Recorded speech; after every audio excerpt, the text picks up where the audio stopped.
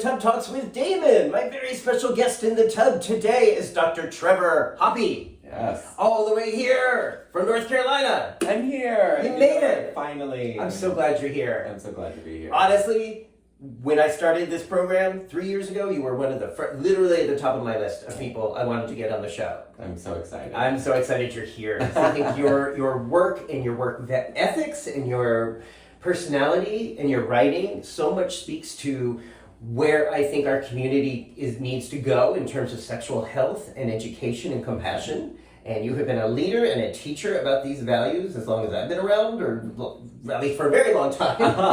So that's why I really wanted to talk about this, and you're going to see why in a minute.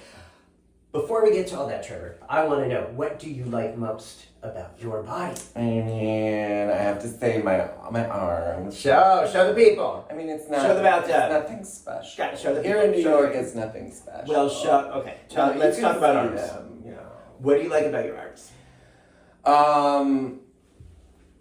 I mean, men like them, and I like that men like them. Okay. Have you been working them out? Oh, yeah. Of course, yeah.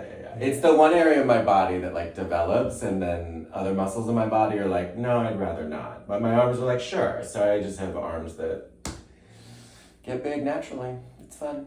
Okay. It seems like you've been working out lately.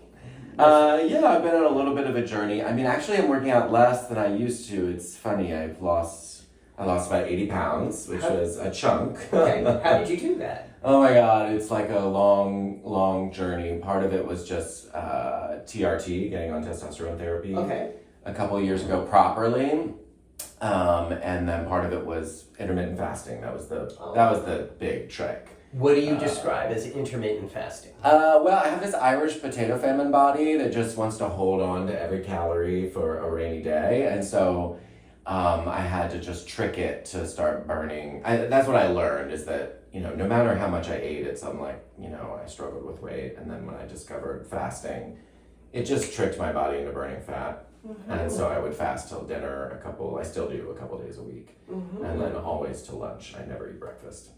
Okay, so are we talking like 18-hour or 24-hour? I don't get so technical because I have that same OCD Taurus brain we were talking about earlier, so I'll become a crazy person. So I have to keep it casual, otherwise I will become that horrible person that talks about nothing else. So I have to keep sanity, I have to just do what feels right for my body. So if I'm not hungry, I don't eat, Uh-huh.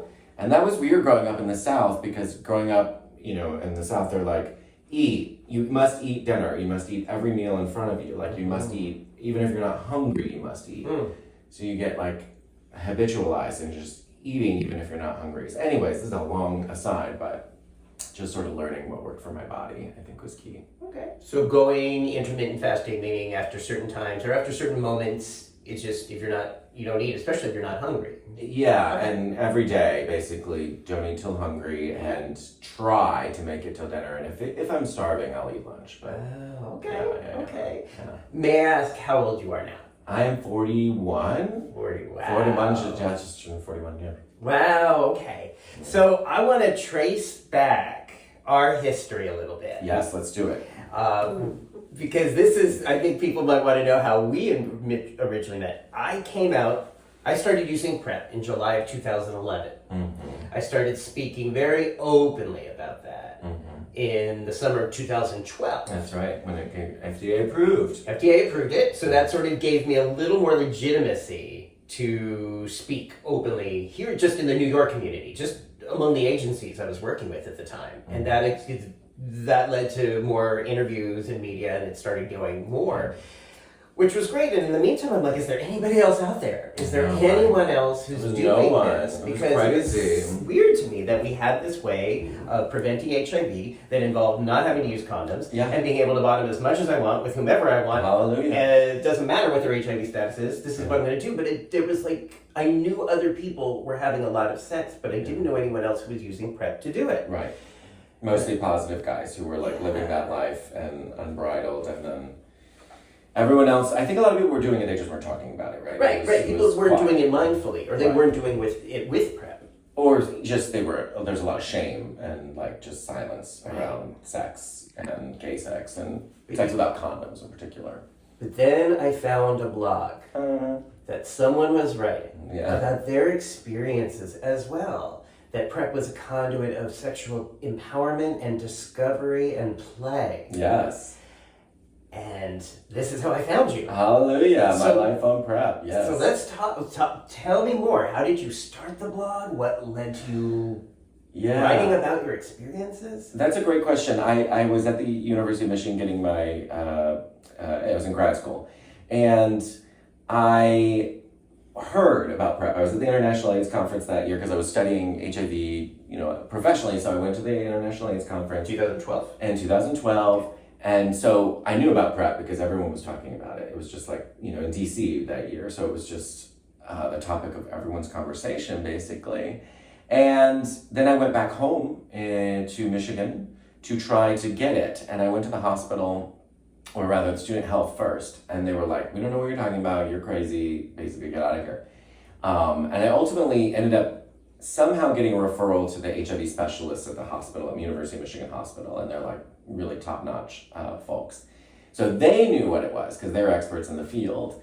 And I was able to finally get my hands on it, but it took months of wrangling and bureaucratic, headaches, and no one I talked to had any idea what it was. So I was like, I need to write about this experience because I felt like, not because I want to just talk about myself all the time. It just felt like I didn't have any resources out there. And I can't remember when you started Prep Facts, the group, but it would have been around the same time. Yeah. Yeah, so I can't remember if I found the group first or if I started the blog first or what the directionality was then, but that was like the only resource. And so anyways, I started writing with my friend Alex, Alex Garner, who's now at Impact Global, but back then he was working at a online newspaper called Positive Frontiers. It doesn't exist anymore, sadly, but he invited me to write this blog sort of series, I guess, and so I started then, and I loved it. It was one of the most fun things I ever worked on because it was just so pioneering, I guess, in that way where you don't even know you're like ahead of the curve, because honestly I thought PrEP might just fail like spectacularly. Like no one would. I didn't know that anyone had ended up taking it, and then now of course it's like candy on the street. But your blog was very detailed. Yes. About your adventures. Exactly. And discoveries. Yes, it was very frank, unflinching, and that's what I wanted, because what's the point of dancing around the issue? Like, this is about fucking, This is about sex, this is about pleasure. And if you can't talk about that, then you can't talk about PrEP, right? Because those things are just intimately linked. So, yes. So I wanted to have a real conversation, not like a public health. Oh, and also use condoms, which is like, okay, but we weren't doing that. Come on. The whole point of PrEP is that people weren't. So, right. Yeah. What were some of the rewards of writing down intimate, private details of your sex and the kind of sex you were having? Well, that's a great question. I have always been a writer by nature. It helps me process my thoughts and feelings and experiences and understandings. So personally, it was really enriching just to write it down so I could kind of understand what I was going through, because as much as, you're a therapist, so you know all about it, right? We have these experiences, but if we don't really sort of process them in a certain way, we could almost go through life without really like understanding or having a reflexive third, bird's eye view of our own life. So it gave me that experience. But then also it helped me reach out to all these people all over the world, really. Mostly the United States, because PrEP, especially then, was limited there. But also in Canada and other places, gay men who were going through similar things, who would email me all the time. I get all these emails. Oh, I'm thinking about this, or can I take PrEP if I did this, or should I stop taking it if this happened, or all these kind of practical stuff that was just like, it's kind of like a little internet community. And in fact, the other day, I have a Facebook friend, and I was like, where did I meet this person? You know, like I couldn't remember. It was this hot gay guy who lives here in New York City, actually. Like, I don't think I've ever met him in person. I was like, why were we friends? And I was going through my inbox and I found the email from him and I was like, oh, he reached out to me through that blog. Because he had done some really similar, had some really similar experiences. So, anyway. So you opened that up for yourself and you made room for other people to be more bold and clear about what their sexual decisions were. Hopefully.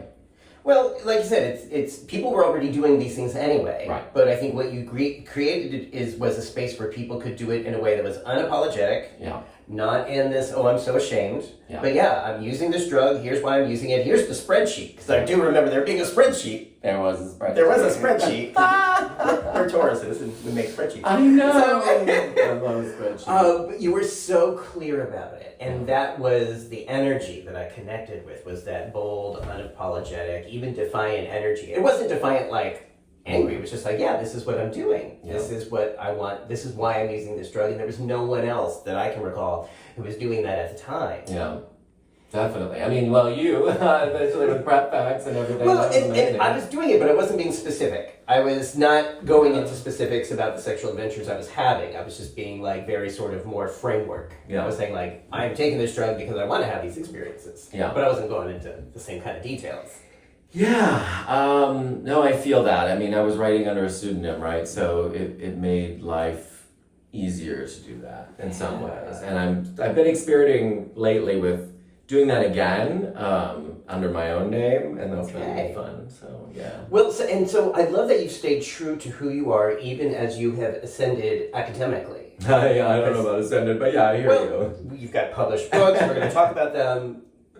Was that ever a question for you in terms of, as you were getting to be more published in the academic world, of not being as connected to the sexual side?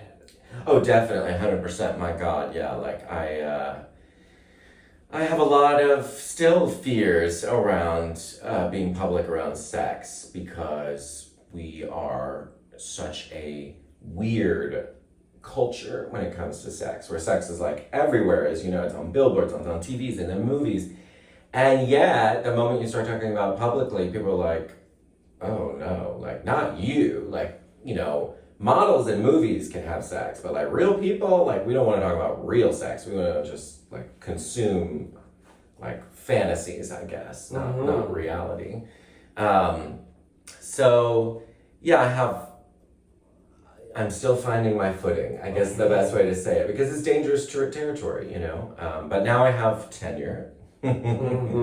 So that's some security, but I don't have any fantasy that that's invincible. So it's still a form of risk taking for sure. It is. Yeah. It is. It's still a balance, and you're walking this sort of uncharted balance. Yeah. And I think in the longer picture, you're going to make this journey easier for others. But in the meantime, you're the one making the journey right now in this world.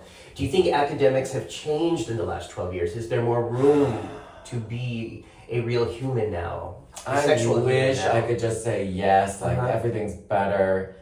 And it is a little bit better, I think. In terms of sexuality conversations, like there's a lot, I mean, you basically, I won't say anything goes, but especially in my field, sociology, like they are totally chill about talking about LGBTQ plus topics.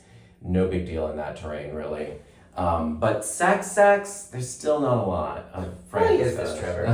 Why do you see, from your point of view, where is this barrier between this very natural, beautiful human experience we're here to have and the academic limitations or perhaps some of the shoulds about being a sexual person and celebrating being a sexual person? I could just theorize on the spot. I don't know. I think there's lots of possibilities.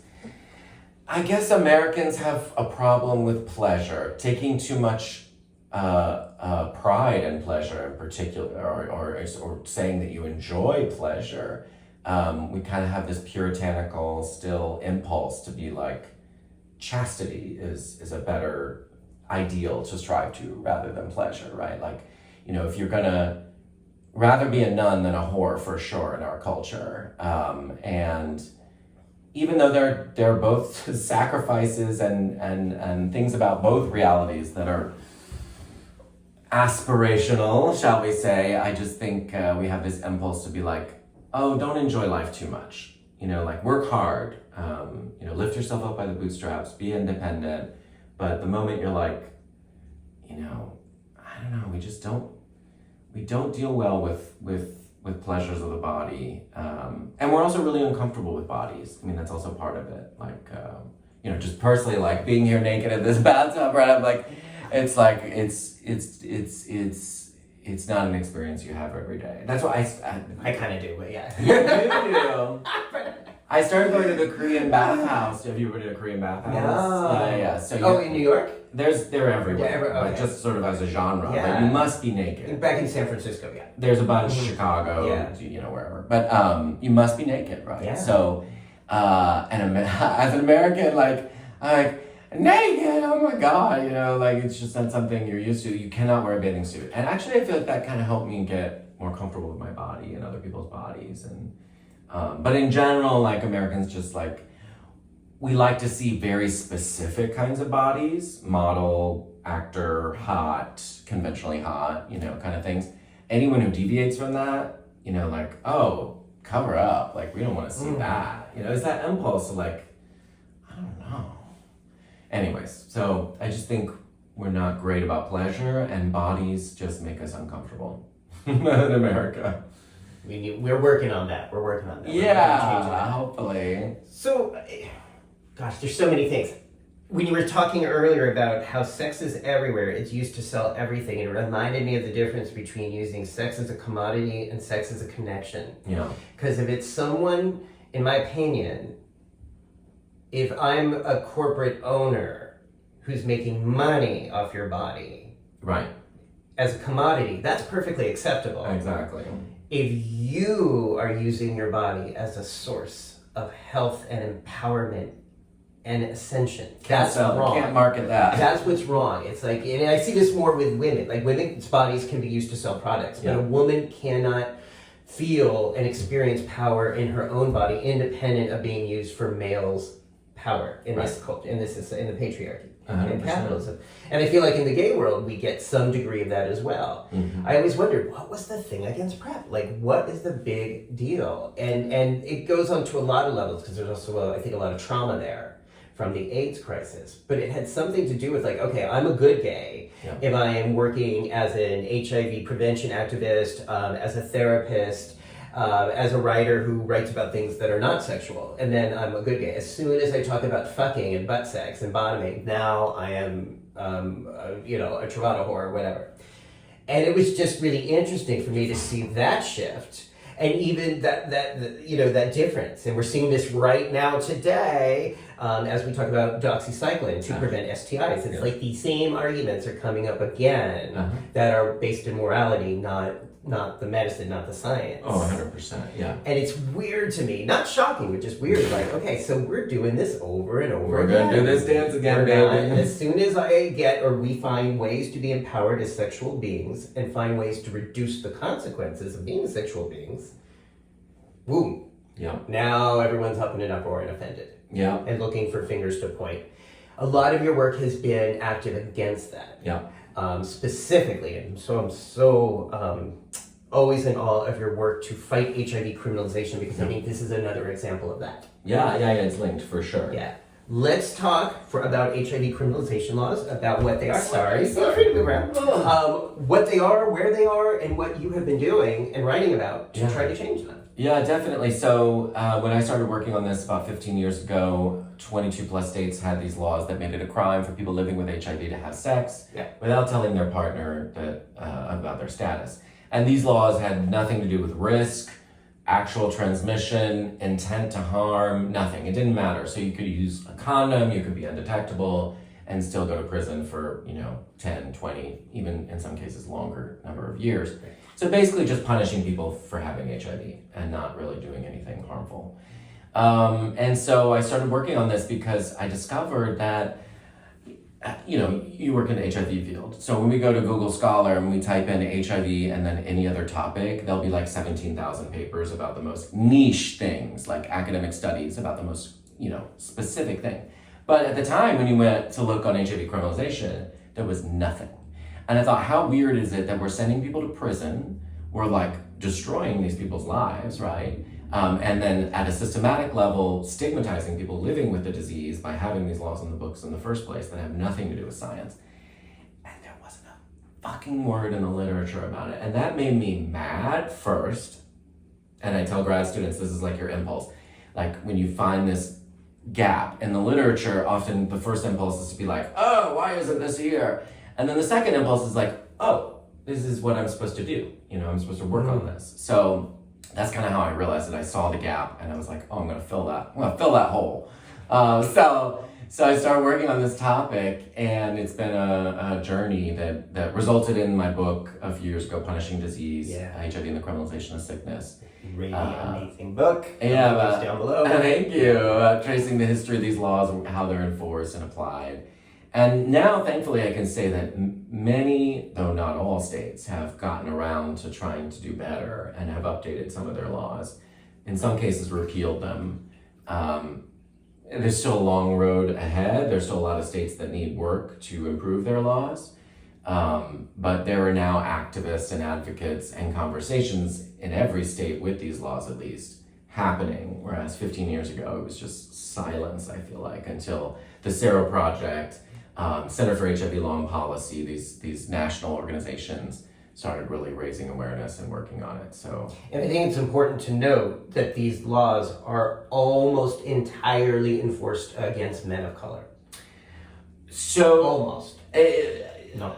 Tell me if I'm wrong. It's complicated, right? Okay. So it depends on the state. Okay. And in some states that's really not the case. And it's a difficult subject to talk about, because what I found in my work is that it's the communities that are least impacted by HIV that are most impacted by criminalization.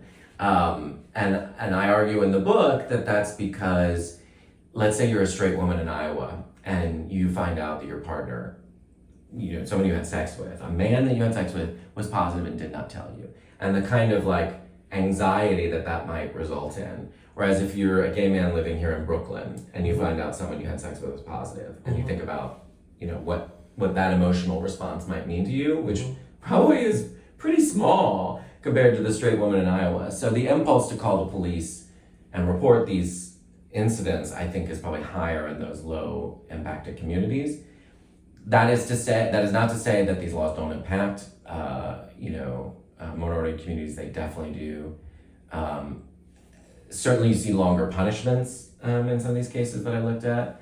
And like I said, there are states where you see disproportionate impact, but it's not a systematic thing. So I'm sorry, as a social scientist, I get like stickler. I'm like, oh, I don't know. It's good to know. But so it's more nuanced than just that. Yeah, it's nuanced. Where I guess what I'm thinking of are the cases that I'm aware of. Yeah. Robert Suttle, in his tub, describes his struggle. He's still dealing with the legal system in Louisiana for something he didn't do. I know. Because he did not expose or transmit HIV to anybody. Robert's such a tender man. Robert's amazing. A few years ago with Sanjay Johnson in Alabama, again, he was able to use U equals U, and the case was dropped. But that was after a long while that he was going through the court system and the trauma and the exposure of this. These are the cases that I'm most familiar with. Yeah, and in some cases, like Robert, the registry, the sex offender registry. And that's actually how I came to understand the registry, because it's one of those tools, those legal tools that you just don't think about, and you think, well, we must have those things for a reason, and it must be people, bad people on these lists. And then you meet people like Robert, and you're like,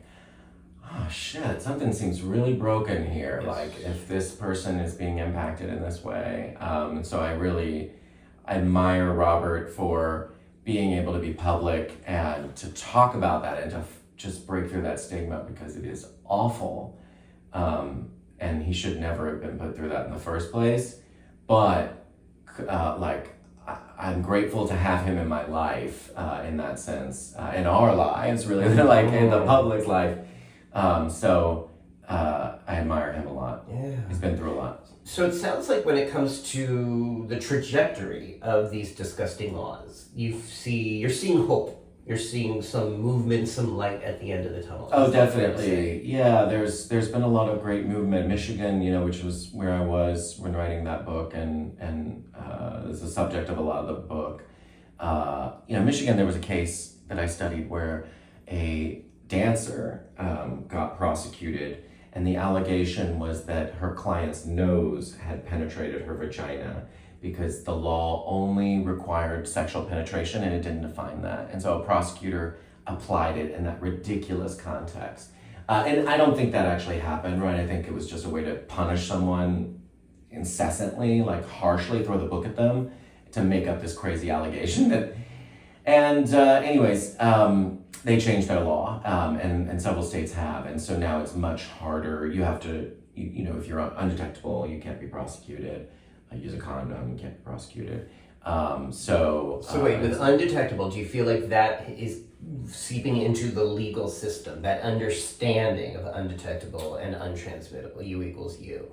Well, so yes and no. It has to start at the top with the law, because if the law is ambiguous, if you leave it up to a prosecutor in, Tuscaloosa or wherever, who is not knowledgeable about HIV, and shouldn't be, right? It's not their job. I'm not blaming them. It's just they're not knowledgeable about HIV, so they think, you could get it from sneezing on someone or something. Putting your nose in a vagina. Exactly. So they're sneezing inside the vagina. So it really has to be crystal clear in the statute. Yeah. So if the statute doesn't say that, then it doesn't matter. Is that happening? Yeah. So some states are putting language in that makes it clear that treatment regimens are a defense, being on a treatment regimen. So that's continuing. And again, I think that's very much part of what we're saying here. We can't really celebrate and honor sexuality and empowerment if our brothers and sisters and siblings who are in some places facing criminalization just for being who they are. Yeah. It also stops people from using PrEP. Yeah. Because part of using PrEP is getting tested for HIV. And if you live in an area where you're going to be put in jail or have a much, much higher risk of being put in jail when you get HIV tested, that's also going to stop you from using PrEP. I don't know. I again, it's one of those things where activists and me, we kind of don't see eye to eye on some of these issues. Well, I just think there's not good social science evidence that people are aware of these laws very much if they're negative. If you're positive, I think awareness is much higher. Okay. But if you're not living with HIV, you might think there is a law when there isn't, or you might think there isn't a law when there is, and so there's not a lot of differences between states in testing rates based on these laws, for example. Good to know. That's why I have you here. I want to know these things. I don't hate me. I don't. No. I'm speaking to activists out there. No, we're using data and science, not platforms. So if I'm not being accurate in my words, please. No. I think there is potential for that, and it makes logical sense. I just think. I think it's the nuance is more complicated on the ground, and that's the bummer about being a social scientist. You get caught in the nuance.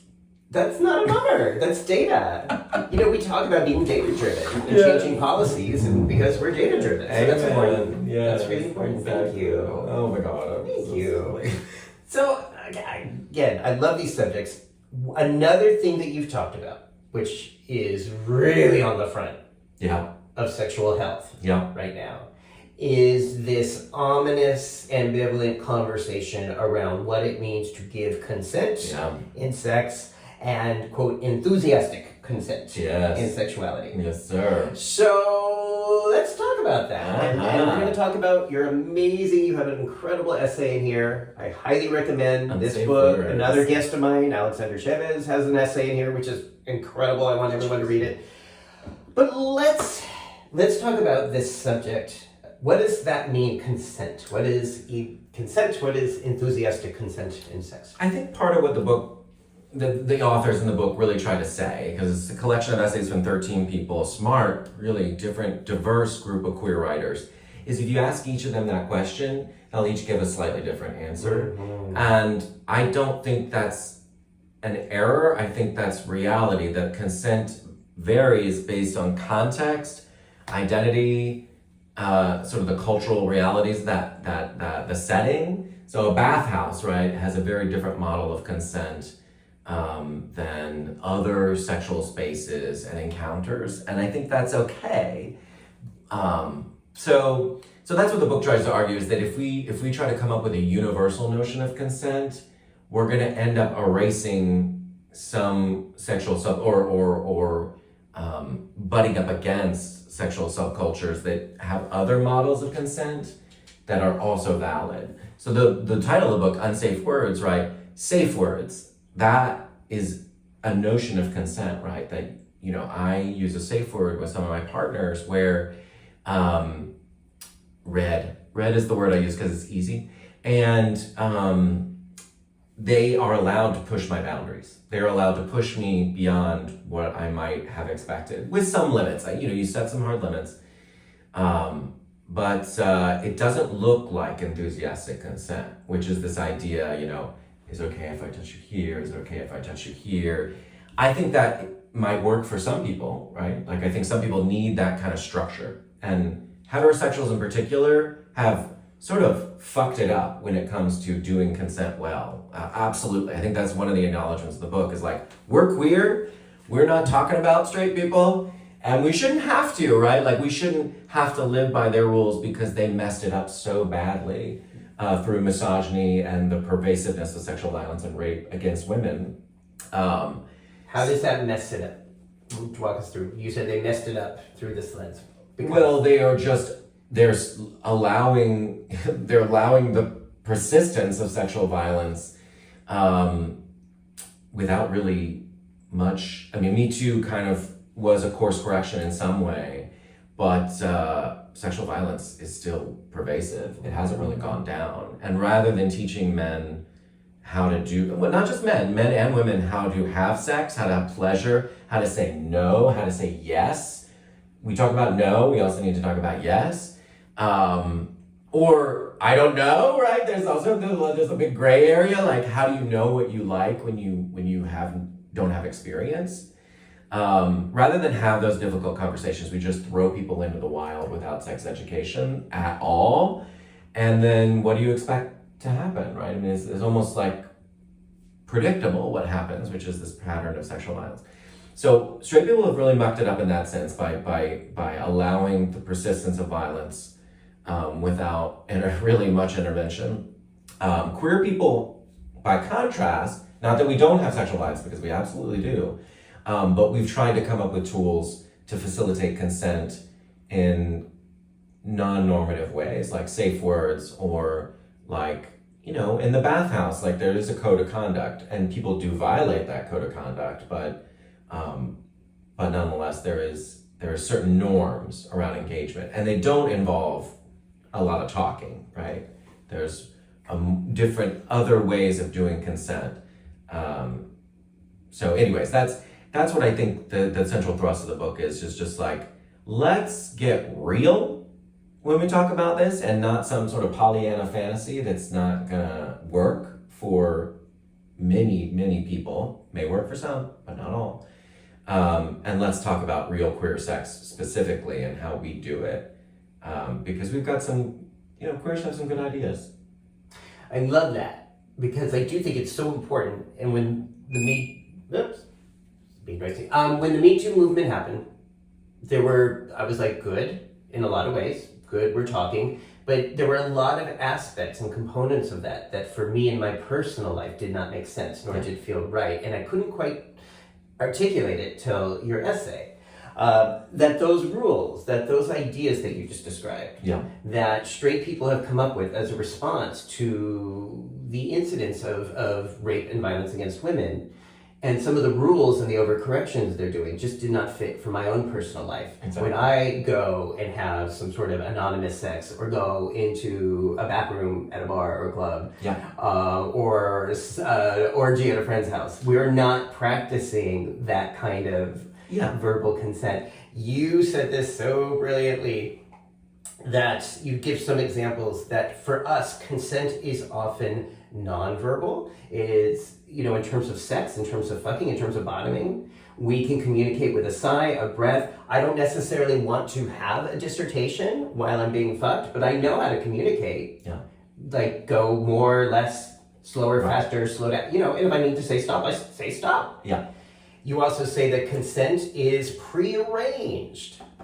prearranged. Now, there's going to be a lot of debate over this because some people don't agree with this, but I do. Yeah. Certain environments we can come into, it can be. When we connect with somebody online, or as you say, we used to use Craigslist, Yes. or Bareback Realtime, or any of the apps that people use today, there is a prearranged consent. That doesn't mean anything goes. It doesn't mean that we don't respect and listen to our partners, but there's a context, there's a framework for saying, I'm consenting to enter into this, especially now that for better or for worse, people are so specific. Oh, very in their specific. hookups. It's not like just this random thing where we meet in a bar and we have a chemistry, so we go home and then figure it out. There's such often, for better, again, for better or for worse, maybe in some ways for better, there is a script. Okay, I'm gonna bottom for you. You're gonna top. This is what I Polish my shoes before we polish my shoes, lick my feet, It's very suck my butt, specific. or not. But there's a lot of discussion and negotiation about that, often verbally, before there's even a meeting. Yeah. So we have a prearranged consent that, again, works very, very well and sort of makes sense for us as queer folks. Yeah. And then the other thing that you say is that sometimes consent is unenthusiastic. Yeah. Can you give an example? Well, the example I give in my book is sort of tongue-in-cheek. I talk about my husband, Brad, who I love very much. And, this is no dig at him, and I'm the same way. But sometimes you roll over in the morning and your partner kisses you and you've got morning breath and you're not enthusiastic about it, but you know what? It's your partner, you're married, and you want to kiss them, right? Like, I mean, it is not always. I guess we ascribe all these positive valences to sex, but sex isn't always positive. It can have negative aspects to it, and that doesn't make it non-consensual. Pain, for example, is something that some people find erotic and sexually stimulating. But it's not necessarily enthusiastic, right? It doesn't necessarily look enthusiastic, but it can be consensual. But sometimes it's just neutral. Yeah, exactly. Which is not traumatic. Or, there's lots of things it can be. It can be timid, it can be unsure, it can be, I guess, because especially with a new partner or when you don't have a lot of experience, you don't know going in like what things are going to be exciting, they're going to turn you on in the moment. And at least that's what I find. That there could be things, it could be fireworks, like it could just be change your life kind of sex, or it could just be, a Tuesday afternoon sex, like it can be whatever. And that's okay too. Like it doesn't mean that it wasn't consensual, it just means meh. Some sex is meh. Which is not bad. That's human. You don't have great sex if you don't have meh sex. You've got to have meh sex to be the yardstick for the good stuff, right? But unfortunately, I think those kinds of sexual encounters are now being weaponized in certain echelons of like... I think it's only a fringe group, right? I mean, I really do. I think if you talk to most people and really talk to them and have real conversations, they're like, oh yeah, I mean, that's not...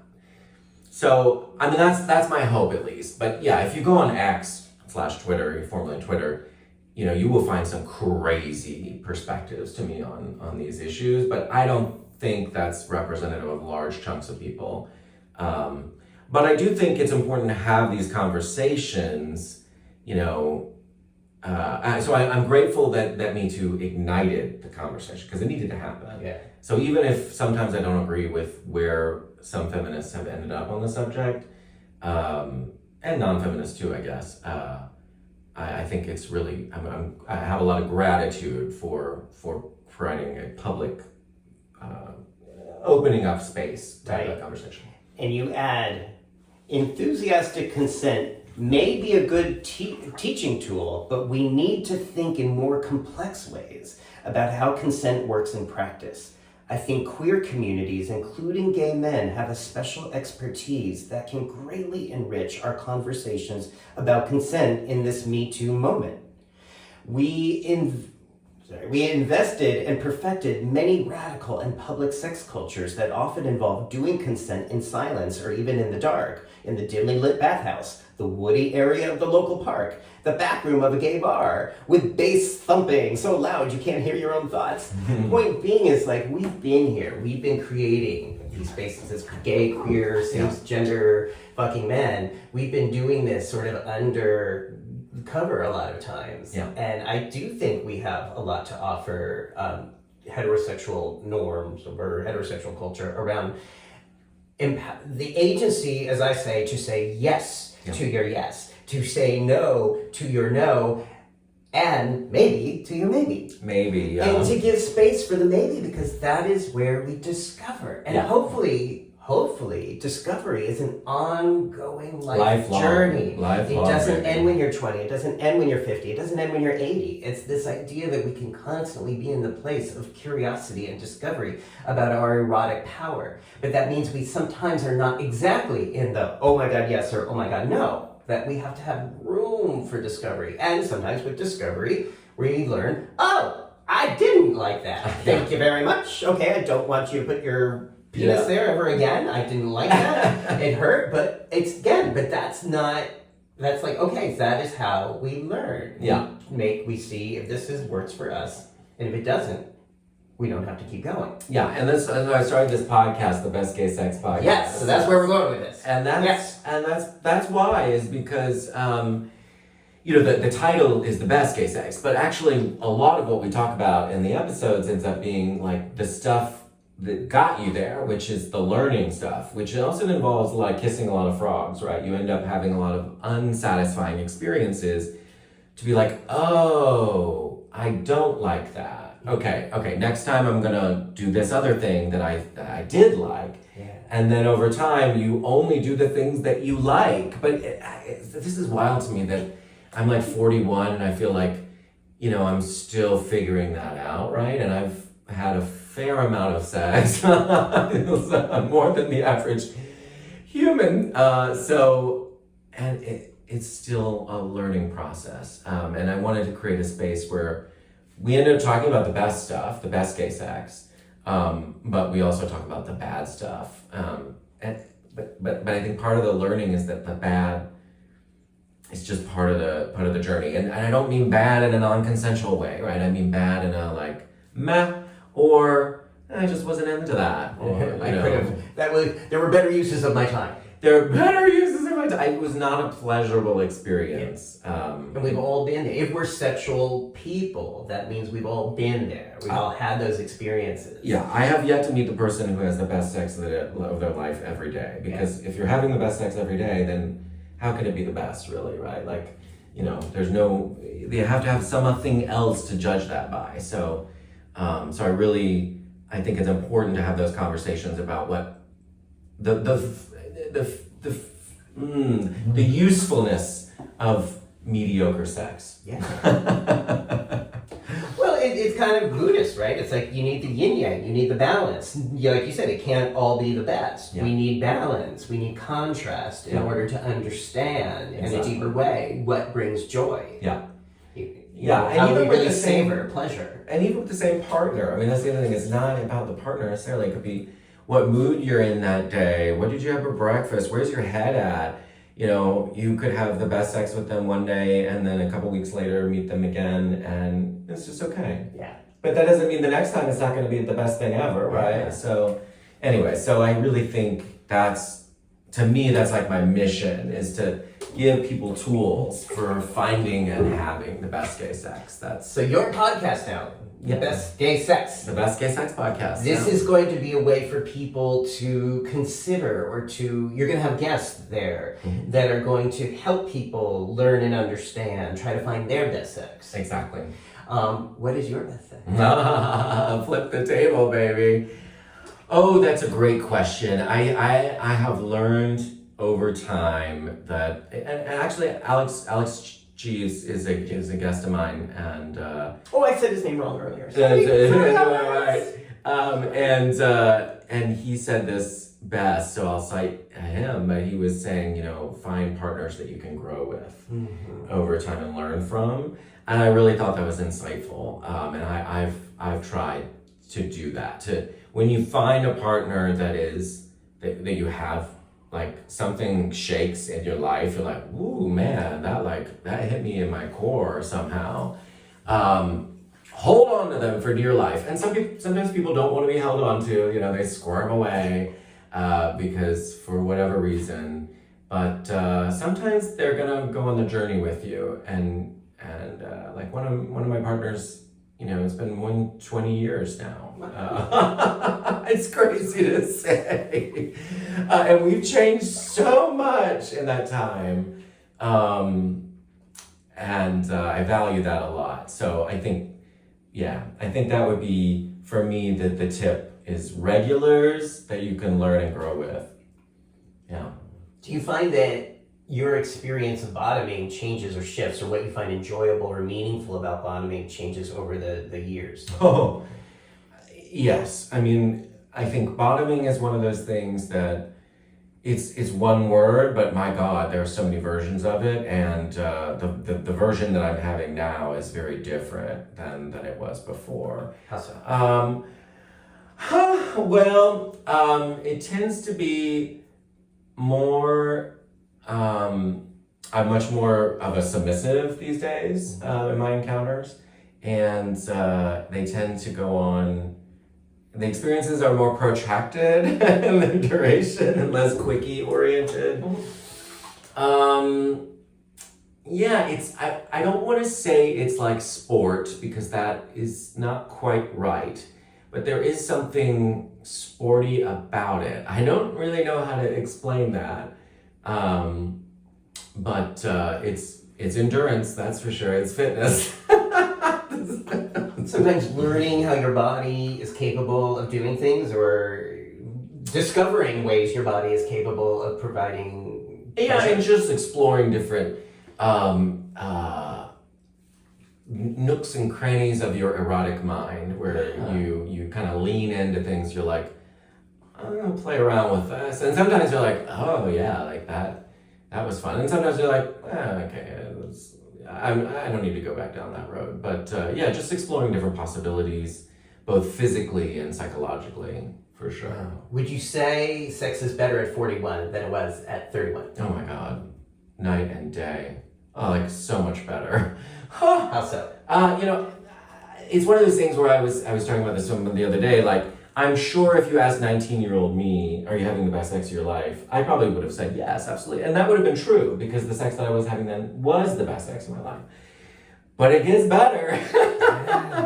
and I don't know. I mean, better isn't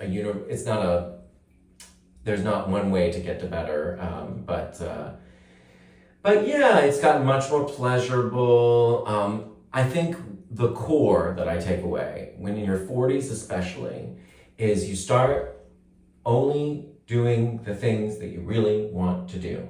And you stop having sex that you don't really want to have. Like, I know that sounds insane to most people, but especially in gay male culture, there just is this impulse to have sex, which I think is positive, but you don't need to have all of it. You need to pick and choose, and to lean into the things that you find pleasurable, and especially as a bottom, to not feel bad about that, because I think there's so much rhetoric out there that like we should do as bottoms what tops want us to do, and that's hogwash, right? That's fantasy. It's not reality. We are real people with real bodies. So yeah, I can have a scene with a partner that can be denigrating, humiliating, or like very sort of kind of BDSM kind of scripts to it. But that doesn't mean that I can't stop it at any time, right? I have a lot of power and agency in that. And it doesn't mean that whatever they want is okay, right? I don't, again, it just sounds so stupid to say out loud, because you're like, duh, but it takes a long time to learn that. Yeah, I think that's such important information for people to digest and consider in having the best sex of their lives at whatever age they are today. Yeah. Is that awareness. And I think that awareness deepens as we age. Absolutely, yes, it certainly does. And I love that. I mean, it's so funny, because there's, when a gay man turns 30, there's all this like, oh, she's old now. What a crock. Like, I mean, I love getting older. I love turning 40. I'm like, it's like the best I'm having the best time of my life, both in terms of sexuality and elsewhere.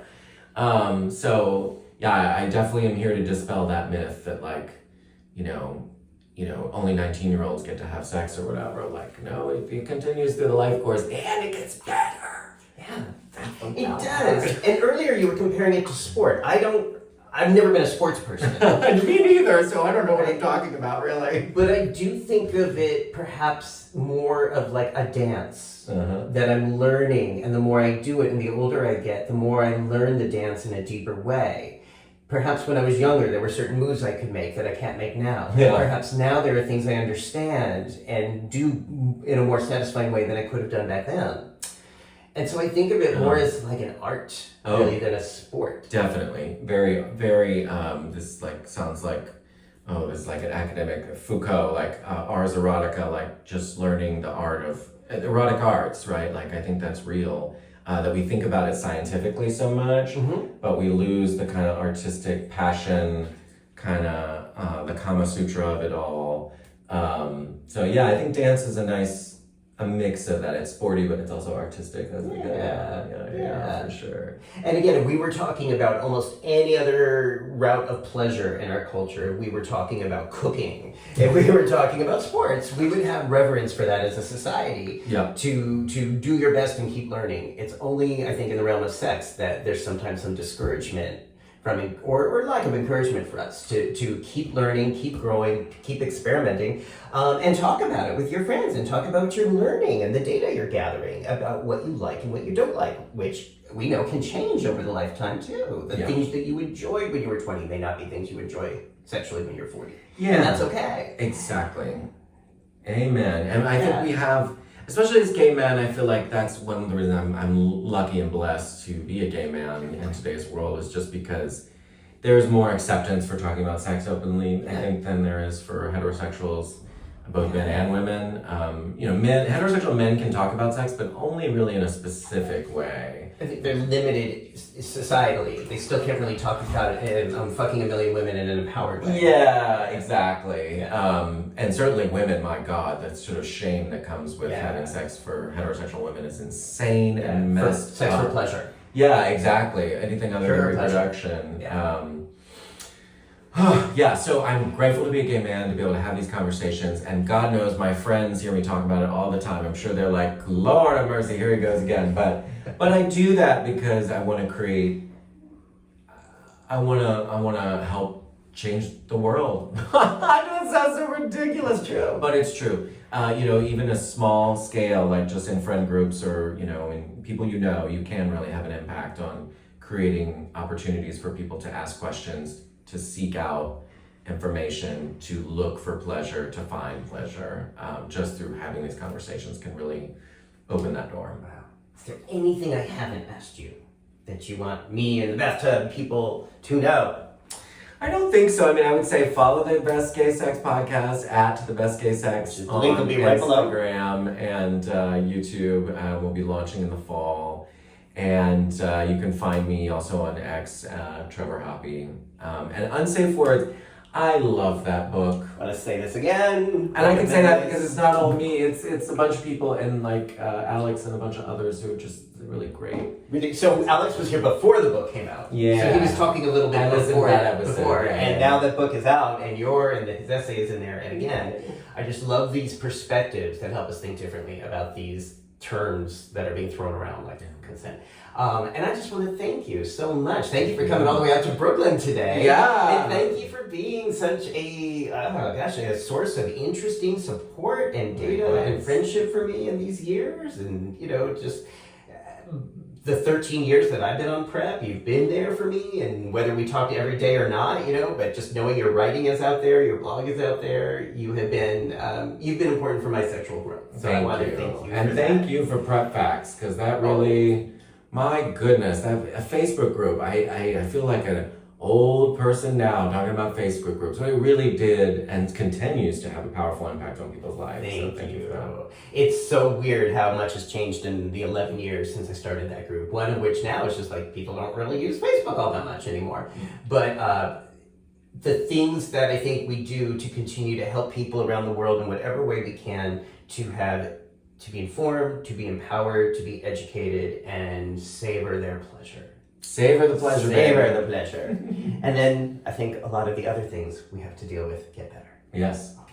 Trevor, thank you. Thank you, If you Damon. like this episode, subscribe down below. There's over 150 episodes where we talk about sexual health and mental health and empowerment and whatever else comes up in the tub. And if you think this conversation is interesting, share this with someone you know, because this is how we change the world. Open that door to change, baby. Open the door. Thank you for watching, everybody. Bye.